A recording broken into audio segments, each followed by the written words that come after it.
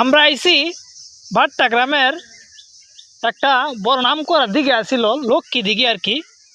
ওই দিঘিটা দেখতাম। চাচা, এনে যে একটা লক্ষ্মী দিঘি নাম করা আছিল, এই দিঘিটা কোনটা, এইটা না সেইটে? দাদা লক্ষ্মী তালাব এইটাই, এটা লক্ষ্মী তালাব ওটা লক্ষ্মী দিঘি ওটা, এটা যেটা আছেন এটা দূর দূরান্ত থেকে মানুষ আয়া এটা দেখতো, এটা মানে ডেক আছেন আগে যেটা ডেক 10টা ডেক আছেন যেটা ডেক, এটা তোমার তাল বাসন দিত চাচা। ওহন মানুষে আয়া দেয় এটা অনেক দূর থেকে।